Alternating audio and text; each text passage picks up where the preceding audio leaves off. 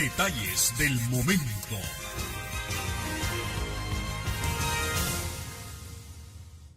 Muy buenos días, amigos televidentes de Detalles del Momento.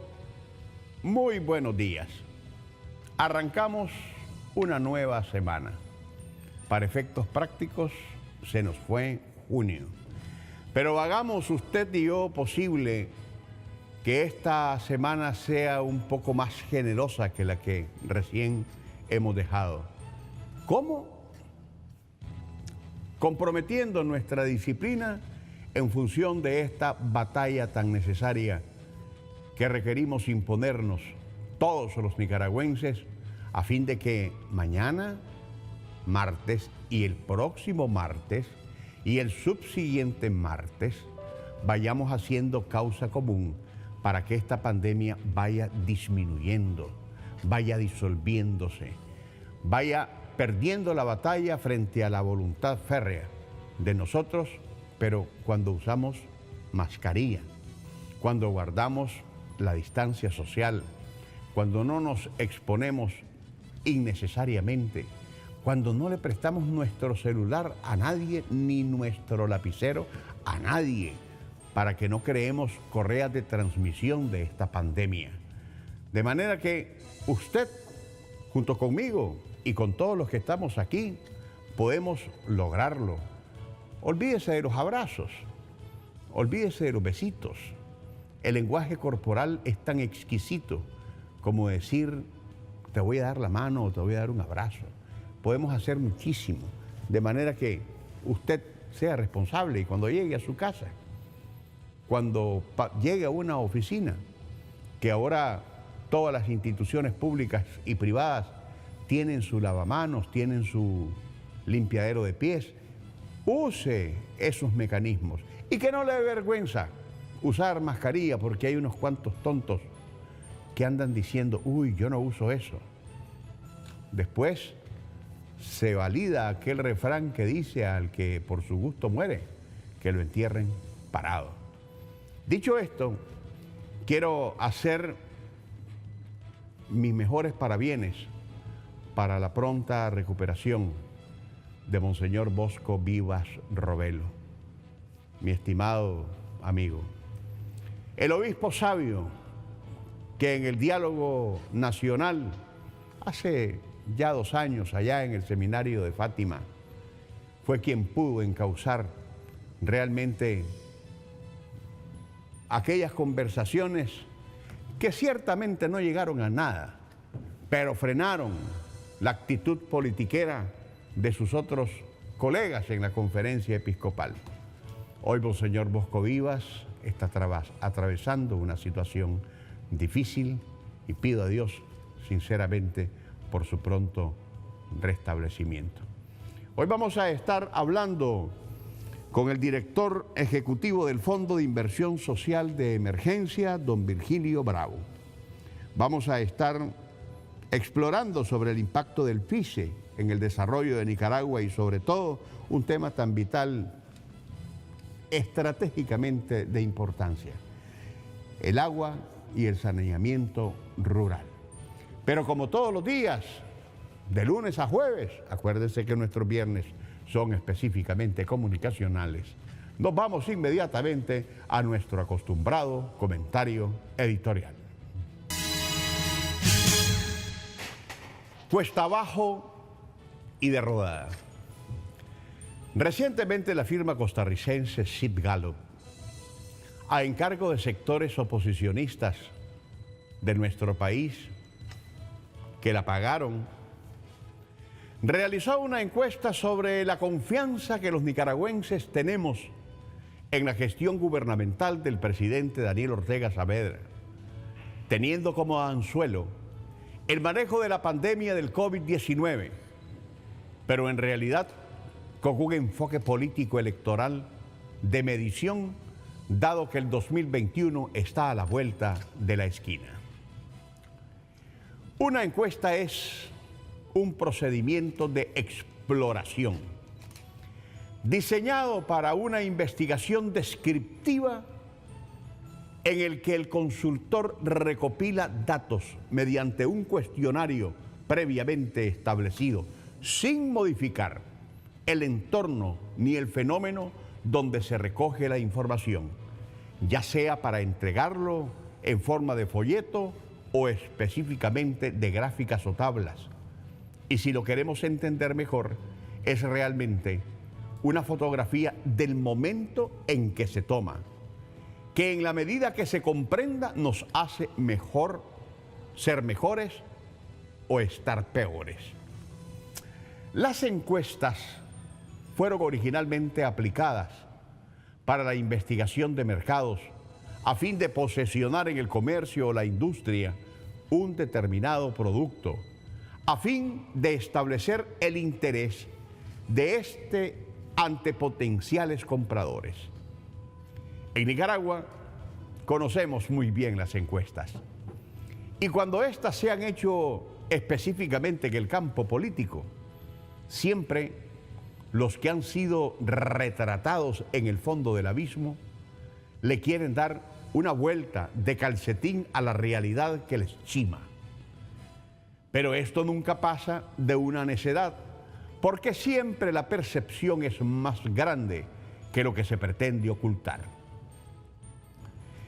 Desde que en el 2007 el Frente Sandinista retomó el gobierno y en contextos cercanos a los procesos electorales, las encuestas siempre favorecieron al FSLN. Y siempre lo que los números fueron tabulados por los consultores internacionales, como Borge y Asociados, Cibgalo, Barómetro Internacional, o agencias nacionales como MIR, los resultados siempre fueron similares y siempre determinaron de qué lado estuvieron los ganadores y de qué lado estuvieron los perdedores. De manera que por mucha vuelta que los de abajo le quisieron dar al asunto, nunca cambiaron nada. Siempre he tratado de ser puntual en mis apreciaciones y siendo coherente con ello deduzco que el oposicionismo, al contratar a Cibgalo, que nunca tuvo afinidades con el sandinismo, apostó muy mal, como siempre, y se creyó sus propias mentiras al ambientar malestares mediáticamente creados en la población, inventando que aquí hay indignación sobre cómo se maneja la pandemia, para después venir al remate con una encuesta donde otra vez el tiro le sale por la culata y los pone en caída libre hacia un abismo donde lo grave para el oposicionismo es que aún no encuentra fondo para terminar de estrellarse. La matemática es perfecta y el sentido común es aún más matemático.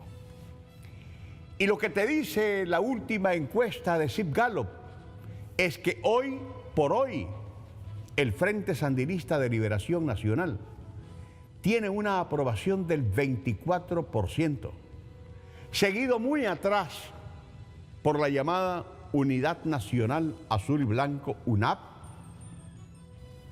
que no tiene personalidad jurídica con el 5%, o sea, 19 puntos abajo. El Partido Liberal Constitucionalista, la supuesta segunda fuerza política del país hasta ahora, y que se despedaza internamente en un conflicto por violaciones estatutarias que ya puso en riesgo su personalidad jurídica con apenas un 3%, o sea, 21 puntos abajo.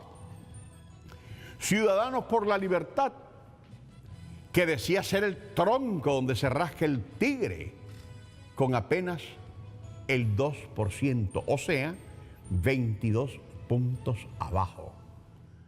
La Alianza Cínica por la Justicia y la Democracia, que no tiene personalidad jurídica, pero que quieren pintar a ser los chingones y los salvadores de la patria, con un pírrico y miserable 1%, o sea, 23 puntos abajo.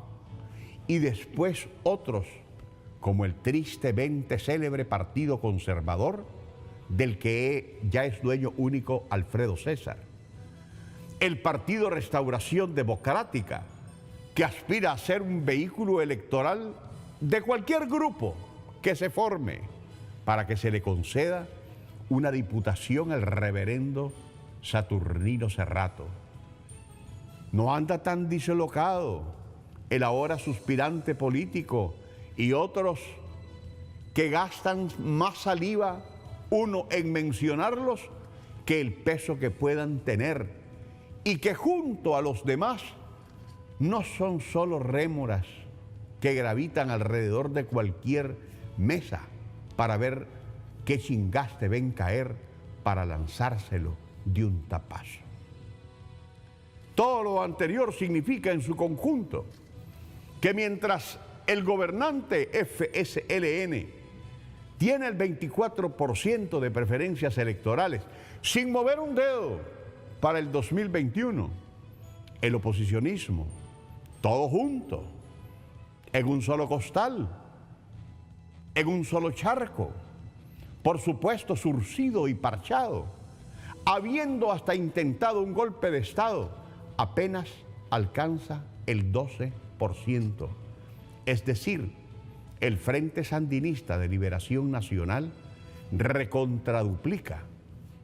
Y si las elecciones fueran ahora, barrería sin margen de discusión, como en realidad ha sido en todos los procesos previos, donde la nota discordante ha sido la de los perdedores de siempre.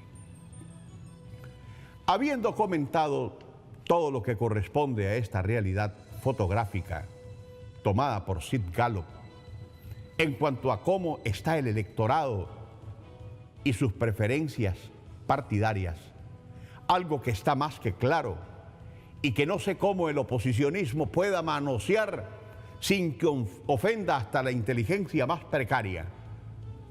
Entonces, como albarda sobre aparejo, le caen al tema de lo que por ahora son parte del bolsón de los indecisos, de los que no tienen partido, de los que hasta el momento solo prefieren ver los toros de largo, porque de todas formas, para las elecciones de noviembre de 2021, aún quedan 16 meses.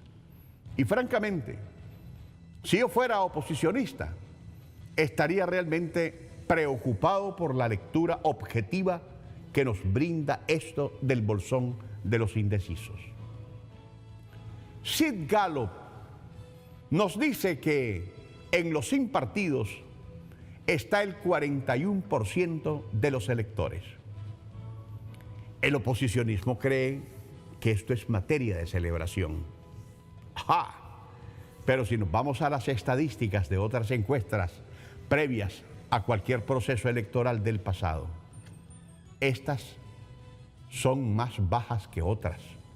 Y en tal caso, como en otras elecciones, lo que hay que determinar a la luz de los resultados finales es con quiénes se quedaron esos indecisos.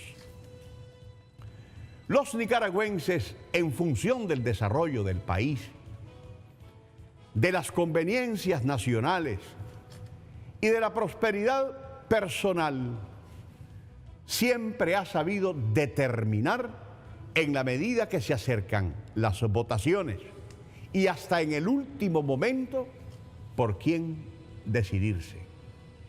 Y para sus efectos hacemos comparaciones, medimos capacidades, valoramos actitudes, apostamos por liderazgos sólidos, capaces de generar estabilidad y consensos. Y si esto es así, hay una razón más para afirmar categóricamente que el oposicionismo está en serios problemas. Porque esta encuesta de Sid Gallup nos refleja, en primer lugar, el estado de descomposición ética y moral de estos grupúsculos que creen que su mejor candidato ahora es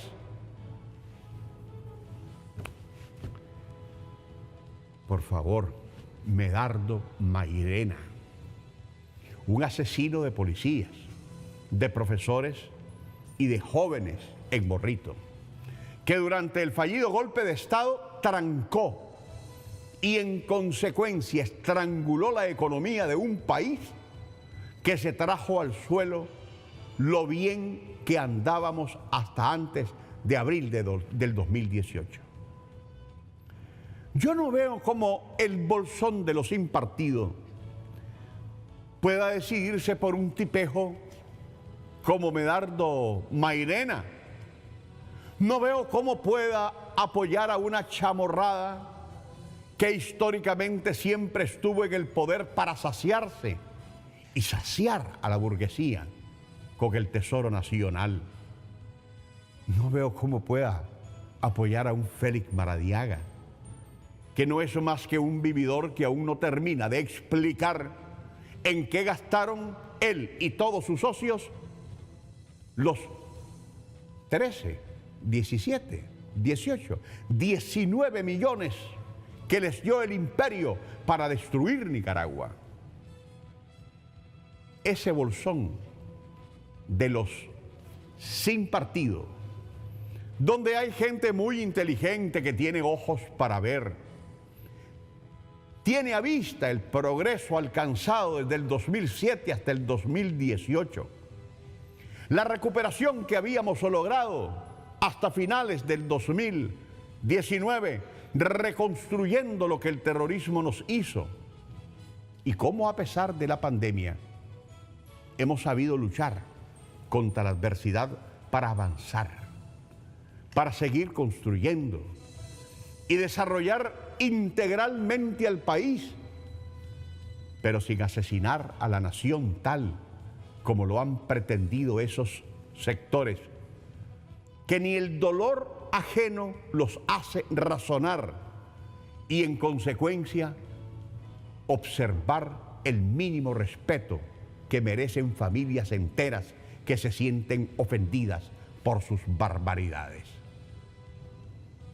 Yo no veo que haya que poner en duda hacia dónde se inclinará la balanza de los sin partido a la hora de decidir entre los que han construido y entre los que destruyeron, entre los que erigieron 17 hospitales y tienen 9 más que se levantan, y entre los que saquearon unidades de salud, robaron medicinas y quemaron ambulancias, entre los que piden agresiones al imperio contra el país y entre los que gobiernan hablando todos los días de paz, entre los que por propuesta únicamente tienen el odio y entre los que todos los días te hablan de la importancia de la vida, entre los que distribuyeron y distribuyen la riqueza para ganarle la guerra a la pobreza extrema, y entre los que se quieren robar el Tesoro Nacional para dejar en condición de paupérrimos, de indigentes a todos por igual, entre los que solo restan y dividen, entre los que únicamente hacen sumas y multiplicaciones. Pero finalmente los puchos celebran, porque Sid Gallup dice, sin mostrar cómo lo sustenta, que la base sandinista se está desgarrando. Puedo poner en remojo esa tesis cuando a raíz del contexto del golpe de Estado, mucha gente en la base del FSLN fue sorprendida, porque acostumbrándose a gobernar en paz, perdió la alerta activa que siempre le caracterizó y que fue indudablemente permeada por una ofensiva en masa a través de las redes sociales, donde la mentira criminal hizo un trabajo efectivo. Esta situación ya está superada. La misma mentira que distanció al sandinismo de base de su partido lo volvió a acercar. Reconcilió a su familia y logró algo más. Atrajo hacia sí gente que valora y reconoce el trabajo que por el desarrollo del país hace un frente sandinista que solo ya hizo más que ningún otro gobierno o partido a lo largo de la historia de Nicaragua. Y por si fuera poco, sigue haciendo más desde una voluntad frenética por hacer de la prosperidad nacional y personal del ciudadano la sustancia, la esencia de una revolución que no está en riesgo, que ya es irreversible y que es dolor de cabeza únicamente para el fracaso que representan aquellos a los que el tiempo les pasó por encima, porque la construcción del futuro no vale para quienes viven anclados en el pasado. Que Dios bendiga a Nicaragua. Pero Sid Gallup estaba hablando supuestamente y como anzuelo del tema de la administración de la pandemia en Nicaragua. Pero como estamos hablando de encuestas, yo quiero presentarle otras sobre lo que MIR piensa alrededor del tema administrativo de la pandemia en Nicaragua. ¿Y qué piensa el nicaragüense de cómo se está manejando el tema? ¿Y cuál es nuestra verdadera fortaleza? MIR alrededor del tema de la pandemia.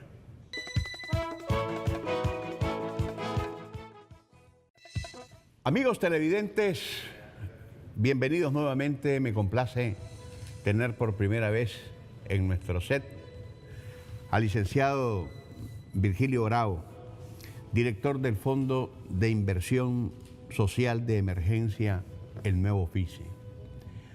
Hay, por supuesto, desde esta institución un planteamiento estratégico, sobre todo en el sector rural, que tienda, obviamente, a impactar en el desarrollo de Nicaragua. Y el desarrollo de Nicaragua se logra a través de múltiples frentes. Y uno de los aspectos importantes, porque ya nos metemos al tema de la salud, propiamente dicho, que es mucho más que estratégico, el tema, por supuesto, del agua y el saneamiento rural, entre muchos frentes que tiene el Nuevo Ofici. Don Virgilio, bienvenido, muchísimas gracias por atender nuestra invitación. Muchas gracias a ustedes, Moisés, por darnos la oportunidad de estar con la población nicaragüense una vez más y darles a conocer los avances que tenemos en materia de agua y saneamiento en el área rural. Uno se queda corto a veces cuando considera el asunto de la potabilidad del agua, el saneamiento del agua, como que si fuera, porque tenemos una bendición en este país de tener tanta agua, como que si fuera algo tan sencillo de hacer, pero el fondo, lo que representa este líquido vital para la sanidad del país, es fundamental. Y en ese sentido, tenemos fuentes que están potabilizadas, pero hay fuentes que están maleadas y que hay que buscar cómo sanear. Así es. A mí me gustaría iniciar con una cuestión conceptual, porque es importante que la población entienda el enfoque de trabajo que tenemos como Gobierno de Reconciliación y Unidad Nacional. Y nosotros hacemos una explicación rápida sobre, tal vez recuerda a Abraham Maslow, el que habla de las necesidades humanas. Él las agrupa en dos dimensiones. Una es las necesidades básicas y las necesidades de expansión.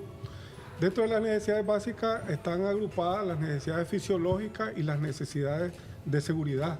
Es decir, en la base de la pirámide es, poniendo la pirámide, la base como la cantidad de población, o en la base que tenemos las necesidades fisiológicas, prácticamente toda la población, todo el universo de cualquier población tiene esa necesidad, plantea Abraham Maslow.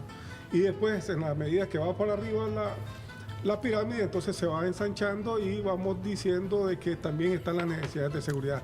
Cuando hablamos de las necesidades fisiológicas nos referimos a las actividades como comer, miccionar, ir al baño, etcétera, ¿verdad? Pero más adelante, más arribita, están las necesidades de seguridad. Ahí tiene que ver con la salud, la educación, la misma seguridad ciudadana, lo que tiene que ver con aspectos que son imprescindibles para que una persona, una familia se pueda desarrollar, una comunidad, un país.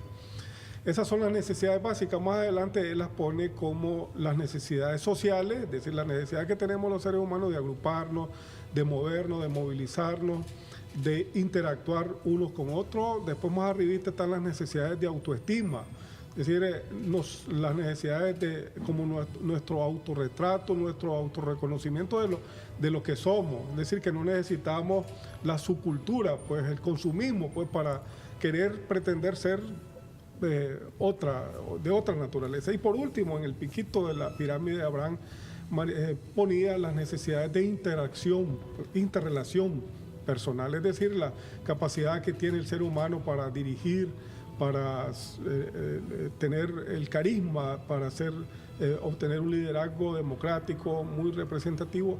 Y todas esas cosas, desde 1909, que fue este planteamiento, lo que hago esta comparación es porque nuestro gobierno le da un giro a esto y en vez de hacer un enfoque de necesidades, lo que le da un giro es a un enfoque de derecho. Entonces ahí donde nace de que las necesidades fisiológicas, las necesidades de seguridad, las necesidades sociales, las necesidades de autoestima y de autorrelación personal son un derecho humano que tenemos. Entonces ahí últimamente, a partir del 2020, usted también escuchó hablar de los objetivos del reto del milenio, los objetivos del milenio. 15 años, es decir, 2000 al 2015, y ahora eran 8 objetivos, no lograron impactar a nivel mundial. Estas son las Naciones Unidas las que se encargan de ver de qué manera los firmantes comienzan a trabajar para reducir brechas en relación a la pobreza, en relación a temas que desigualdades, etcétera. Y ahí va incluido el tema del agua. Del 2015 al 2030, que es la que estamos ahorita, estamos hablando de los objetivos de desarrollo sostenible. Y ahora no son 8, sino 17 objetivos.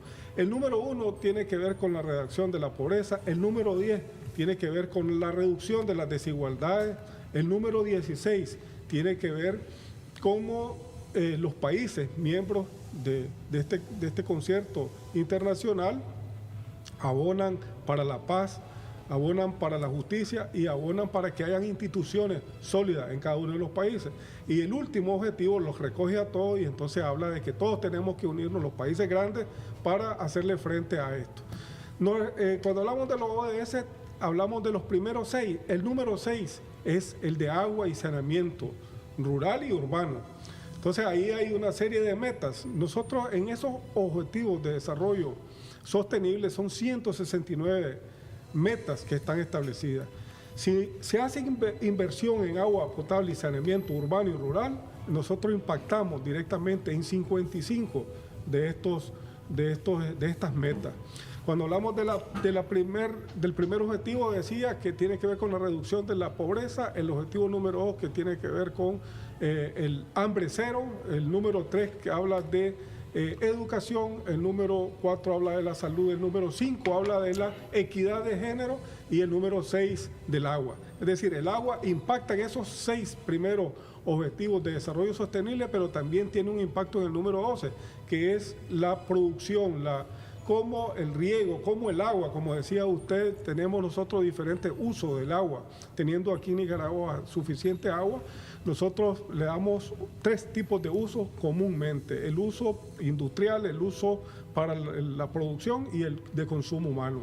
Dentro del planteamiento que hace nuestro gobierno de Reconciliación y Unidad Nacional, es que en el Programa Nacional de Desarrollo Humano, digamos que es la sombrilla por la cual están cobijados todos los sectores del país, el programa, a estos objetivos de desarrollo sostenible, representan el 85% del Programa Nacional de Desarrollo Humano. Es decir, los países que elaboraron estos 17 objetivos quisieron que no quedara nada afuera. Sin embargo, nosotros tenemos un poquito más como Programa Nacional de Desarrollo Humano. Es decir, la concepción, la naturaleza, el espíritu con que nuestro gobierno recogió todas las demandas de la población, también, además de estar los ODS, también están incorporados otros elementos importantes, porque la prioridad para nuestro gobierno es la gente.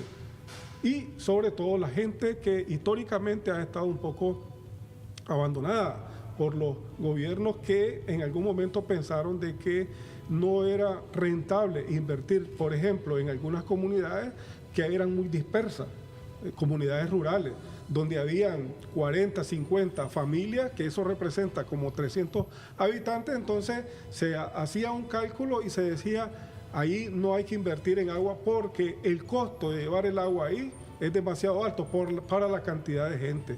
Entonces, el comandante Daniel y la compañera Rosario han hecho un planteamiento que dice de que nadie se tiene que quedar atrás en el tema del agua, el saneamiento y digno, le agregamos de manera digna, porque probablemente podría ser de que usted le ponga a una comunidad que tenga esa misma cantidad de población, entonces le ponga un puesto público, como le llaman.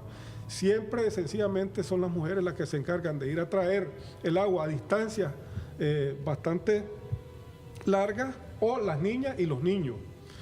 O en su defecto, en el mejor de los casos, ¿qué es lo que hacían cuando no tenían estos sistemas? Lo que agarraban las mujeres, su motete de ropa con los chavalitos para irse al río a lavar a distancias, qué sé yo, 200, 300, 500, hasta 1 kilómetro de distancia. Entonces la gente, ese esfuerzo era prácticamente de todo un día. No había tiempo, esos niños ese día probablemente no iban a la escuela. Probablemente esos niños, al ir al río, al tomar, a consumir el agua, porque les daba sed, entonces también se estaban teniendo un problema en su organismo. Es decir, el tema de la salud, el tema de la educación son directamente los que más afectan y a los niños y a las mujeres. Cuando nosotros llevamos estos proyectos de agua potable a las comunidades rurales, donde no hay ningún detenimiento en temas de inversión, es decir, le colocamos recursos a las comunidades y ellas, a través de una modalidad, ellos se encargan de protagonizar esa inversión. Entonces, la mujer tiene el agua en su casa, tiene más tiempo para el cuidado de los niños, para el ocio, para hacer otras actividades, y además, desde el punto de vista de la brecha entre hombres y mujeres, también hay algo impactante, pues, porque nosotros tenemos una metodología de que también se habla en las comunidades del reconocimiento que deben que tener los hombres, algo que se invisibiliza, y es la labor que realizan las mujeres en el tema de las actividades reproductivas, las actividades productivas y las actividades comunitarias, porque las mujeres son las que llevan al niño a la escuela, las mujeres son las que tienen el ojo clínico para ver si el niño detectar si está enfermo. Es decir, nosotros por cultura, socioculturalmente, lamentamos decirlo, pero los hombres hemos tenido un espacio distinto, un rol distinto. Decimos de que si lo hacemos, entonces nosotros nos estamos pareciendo cada día a las mujeres, y entonces eso socioculturalmente como que pega. Hay que sustraer, creo yo, del concepto macro de esta visión del gobierno de la República a través del FICE en cuanto al agua y saneamiento rural, que de la perspectiva del desarrollo humano, esto se convierte en un frente de lucha contra la guerra que tenemos que librar todos, contra la pobreza, porque es un aspecto mucho más que fundamental, y cómo está llegando a todos los sectores del país, ruralmente hablando.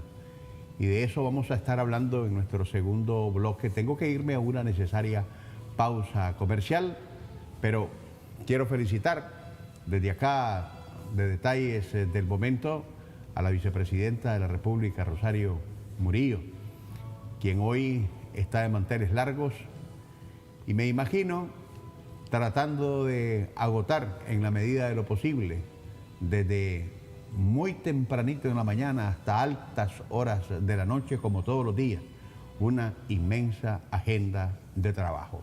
Felicidades, vicepresidenta, y nosotros volvemos con más aquí en Detalles del Momento. Conversamos, amigos televidentes, con don Virgilio Bravo, director ejecutivo del Fondo de Inversión Social de Emergencia. Antes le llamábamos FICE, a seca. Ahora es el nuevo FICE. ¿Por qué? Bueno, hay un replanteamiento estructural en todos los sentidos, hay un reposicionamiento consensuado entre las necesidades de la gente y lo que realmente como filosofía de gobierno quiere trasladar la actual administración pública hacia la gente en todos los sectores rurales del país.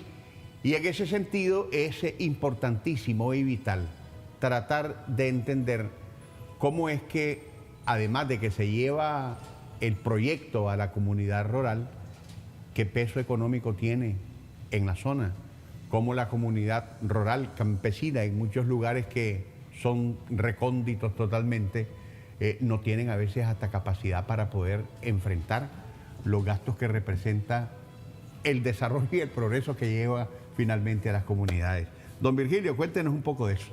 Sí, es importante la dinámica que se desarrolla, como te decía, sobre este tema. A veces mucho se inspira y hay bastante tiempo para hablar. Hay muchas cosas que decir, pero algo importante que nosotros recalcamos y lo hacemos como un reconocimiento a la labor que realizan las comunidades. Las comunidades se organizan cuando hay, desde la formulación, llega el nuevo FICE y se ha identificado desde el gobierno municipal de que va a intervenir en determinada comunidad porque esa comunidad en algún momento llegó a hacer una gestión a la alcaldía. Entonces llega, se hace un levantamiento socioeconómico y de ahí comienza una dinámica social donde se conforma una estructura. Es decir, la comunidad conforma el Comité de Agua Potable y Saneamiento y eligen una junta directiva. Ellos comienzan a ver todos los detalles, cómo se tienen que organizar la mano de obra local, la mano de obra que no es que se tiene que desarrollar un poco de empleo, el zanjeo, y cómo se organiza la comunidad. Es una dinámica importantísima, pero además va acompañado de un plan de capacitación sobre todos estos temas que ahora los estamos viendo como una necesidad. En las comunidades ya se estaba hablando de estos temas, por ejemplo, el lavado de manos. Nosotros en la metodología FEXA se llama, es una metodología que tiene que ver con la familia, la comunidad y vida. Entonces ya se venía hablando de todas estas cosas porque eso es importante, que la gente cambie esos hábitos que normalmente a veces se tenían antes de entrar al inodoro, lavarse la mano, y después, antes nosotros creíamos que era hasta después que se tenía que lavar. Entonces hay una serie de capacitaciones, pero también se les va enseñando cómo tienen que administrar, darle mantenimiento y operar los sistemas, porque son ellos los que se van a encargar al final de lograr la sostenibilidad, porque estos proyectos tienen que durar entre 20 y 25 años. El nuevo FICE terminó una nueva cartera en el 2007, nosotros teníamos el 27% de cobertura a nivel nacional.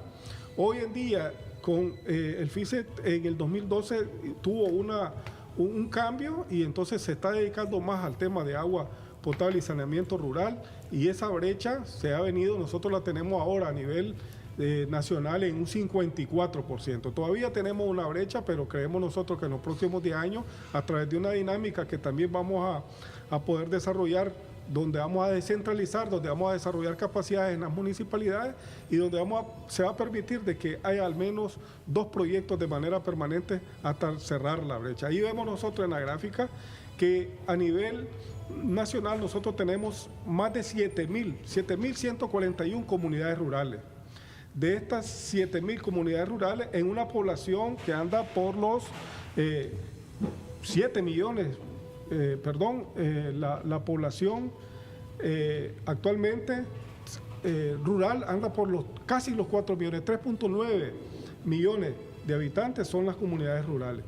Nosotros tenemos 3.131 comités de agua potable y saneamiento y tenemos instalados 6.091 sistemas. Es decir, eso es lo que tenemos a nivel nacional actualmente, el esfuerzo, la dedicación que ha habido, porque como le decía, aquí es más minucioso el trabajo. Para poner una comparación rápida, mientras en Acal un proyecto en una ciudad le cuesta, qué sé yo, 30 millones de dólares, nosotros esa es la cartera que movemos 120 proyectos porque son pequeñitos por la cantidad de poblaciones que existen en las comunidades. Entonces, más adelante nosotros, en la siguiente diapositiva, nosotros podemos ver cómo ha venido el crecimiento hasta ahora. La azul tiene que ver con agua potable y la que sigue es con el saneamiento. Es decir, en el 2007 arrancamos y eso nadie nos detiene, como decíamos. Hace 2 años tuvimos una situación complicada y no nos pararon. Este año todavía estamos con una situación con lo de la pandemia. Tenemos ahí algunas situaciones de que no están permitiendo que las ofertas estén en tiempo y forma porque a los bancos no quieren darle fianza ahí a los ejecutores de estos proyectos. Sin embargo, eso ya se está resolviendo y creemos nosotros de que vamos a tener 48 nuevos proyectos, vamos a tener 48 nuevos sistemas de agua potable y saneamiento en 42 municipios de Nicaragua, que es lo que sigue.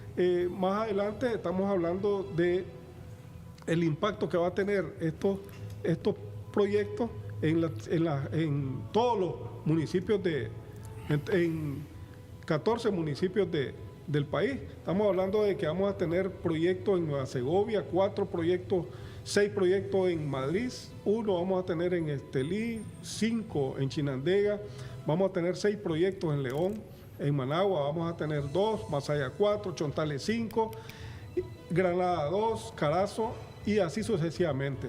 Eso, nosotros vamos a tener impacto en este año con 27.382 protagonistas de agua y 14.815 nuevos protagonistas en saneamiento, 48 proyectos y una inversión que anda por 561 millones de Córdoba. Esa es la inversión que tenemos. Ahí en el mapa podemos ver cómo va a estar ubicado.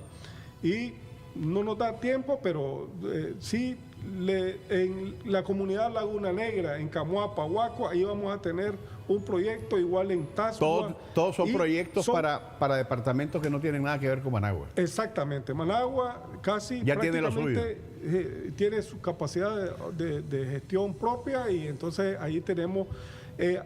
sí tenemos para algunas comunidades, municipios que no son de la cabecera departamental, tenemos algunos proyectos. Entonces, ahí vemos el mapa, cómo va a estar prácticamente en el Pacífico centro-norte del país, Río San Juan, estos proyectos, y allá por Puerto Cabeza tenemos unos proyectos que le llamamos multisectoriales, ahí estamos haciendo unos puestos de salud, unas unidades de salud, estamos trabajando en unos centros de uso múltiple, pues para que allí a través de las situaciones que se presentan con la naturaleza, la gente pueda guarecerse, pero también sirven los espacios pues para las reuniones y además para hacer sus reuniones religiosas. Entonces, ese es el impacto, como les decíamos. También es importante señalar de que vamos a tener 51 proyectos en el mismo proceso, mientras estos están en la ejecución, vamos a tener 51 proyectos más también diseminados en todo el país que son para la formulación de nuevos proyectos. Es decir, es un ciclo permanente de que vamos a finalizar 48, automáticamente vamos a tener formulados 51 y así sucesivamente, es un ciclo permanente. Tenemos una estrategia donde vamos a duplicar esta cantidad de proyectos, eso lo vamos a trabajar, lo estamos trabajando en este semestre y vamos a hacer la presentación ante los organismos, ante las fuentes de financiamiento para que nos puedan financiar o en algunos casos donar el dinero pues para poder ejecutar cerca de 300 proyectos anuales para poder cerrar la brecha que tenemos nosotros en los próximos 10 años y cumplir de esta manera pues con lo que establecen los Objetivos de Desarrollo Sostenible, pero sobre todo lo que se ha establecido como meta nuestro Gobierno de Reconciliación y Unidad Nacional que encabeza el comandante Daniel y la compañera Rosario Murillo, que también le felicitamos por por estar de manteles largos. Don Virgilio, no es difícil deducir que nos quedamos cortos. Desgraciadamente el tiempo conspira para poder explayarnos en temáticas tan impresionantemente de aquellas que apuestan por el desarrollo del país. Y qué bien que las comunidades, en lo más inexplorable, para utilizarlo metafóricamente, estén beneficiándose de este tipo de proyectos, porque implica definitivamente un mecanismo, una ruta para poder hacer efectiva esa guerra, que es la única que a nosotros, los nicaragüenses, gente de paz, nos interesa, la guerra contra la pobreza. Don Virgilio, váyase con este recuerdo de detalles del momento. Muchísimas Cuando gracias. esté en su oficina, por favor, tómese su cafecito o su tecito y acuérdese que estuvo por aquí. Espero que no sea la última vez, porque aquí hay mucho más que hablar. Así es, claro que sí. Muchísimas gracias, don Moisés. Nosotros estamos muy identificados con este programa, así como el pueblo. Y yo quería finalizar con que si las cosas las hacemos con fe, con amor y esperanza, vamos a cumplir con ese pacto de gracia, la buena nueva, la nueva evangelización que nuestro Señor Jesucristo también le había dado, le encomendó al apóstol San Pablo en sus 14 epístolas, cuando iba a Galacia, cuando iba a Corinto, a Roma. Y entonces eso bastante está relacionado con también lo que nos promovemos como gobierno, el cristianismo, la solidaridad, pero también el socialismo como un deseo para que todo el mundo dejemos de ser egoístas y abonemos hacia la paz, a que vivamos reconciliados y que tengamos sobre todo pues ese sentido común que deberíamos tener los seres humanos para vivir en paz. Muchísimas gracias. Y usted, amigo televidente, por su atención, muchísimas gracias. Hasta mañana, si Dios así nos lo permite. Detalles del momento.